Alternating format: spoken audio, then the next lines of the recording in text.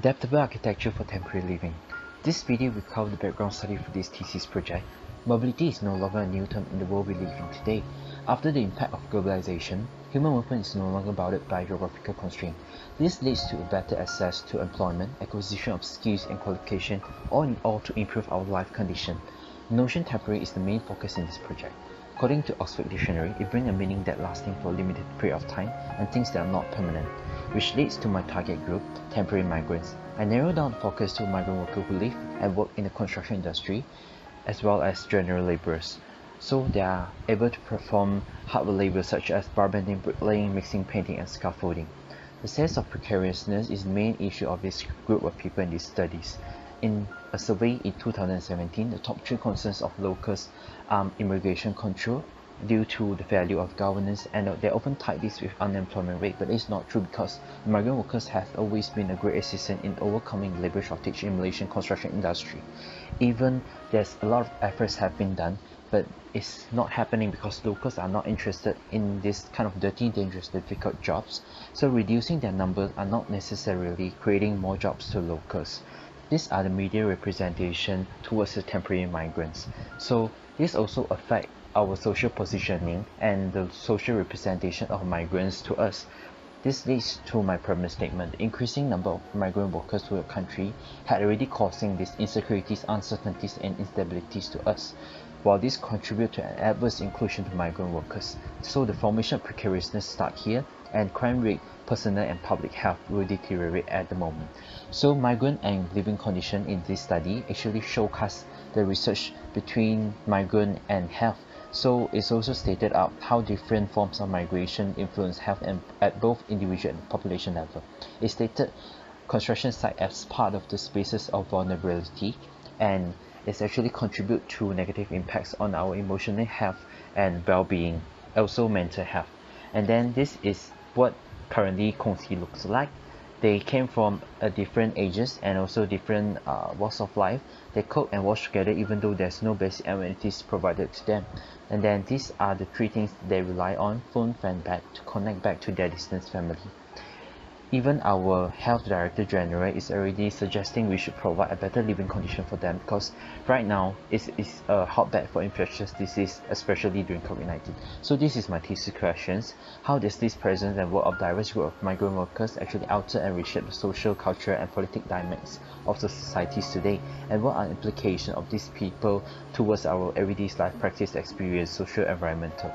And then the objective is to create an architectural prototype that can cater for their rapid movement while not losing the standard of their living conditions. And this is my thesis statement. There's a need to employ adaptable architecture that promote quality living environment for migrant workers in order to improve health and well-being in society. And last, this is my NABC.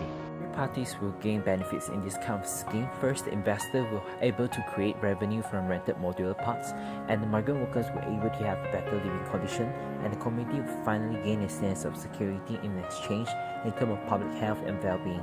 The competition in this kind of scheme is actually the rentable camp that located nearby construction sites. It can be CLQ. However, transportation is still needed to transfer them from rented premises to construction site. There's a cost implication here. This study where I compare 3 countries in the tropical climate: Malaysia, Thailand, and Singapore.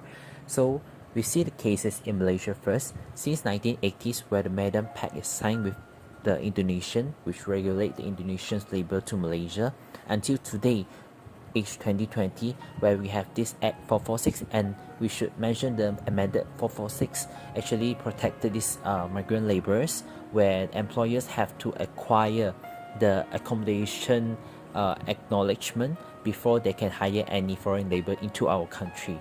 So this can secure a living spaces for these migrant workers once they step into our country and work here.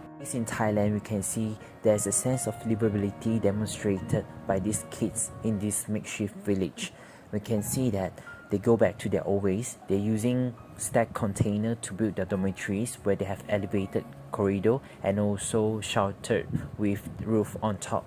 And we can see in the case in Singapore, they shift from Tuas View dormitory into the recent built QBD to counter on this COVID-19 event. And we can see there's a very luxurious increase in size of this dorm, which we can take into reference when we are building our program. and also some of the amenities that have been shared for abandoned number of people right now decreased to 5 person per amenities. Maluri stations and its surrounding had become my area of interest as it meets my selection criteria.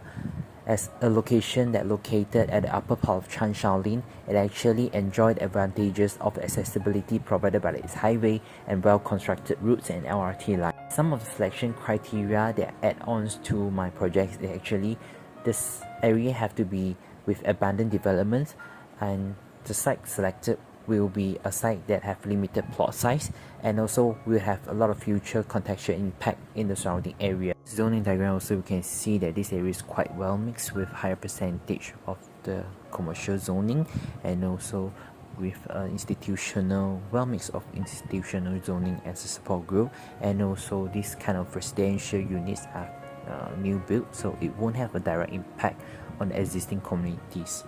The following diagram demonstrates the time taken and travel distance from other development sites to proposed site. From here we can see there's a certain patterns that happening here, which are the invisible network which connect sites from sites of this development, where the road is an infrastructure that physically links the construction sites together.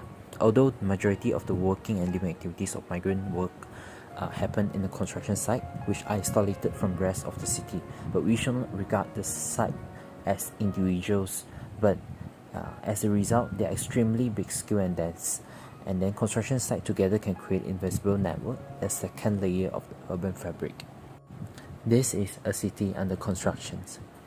A close look at it, you can see from the heart of Maluri development zone with the 1 kilometer radius in the white circle here actually extend outward to the northwest zone and then to the Bulatan Pudu, and then connecting the new landmark BBCC, Menara 118, also TRX.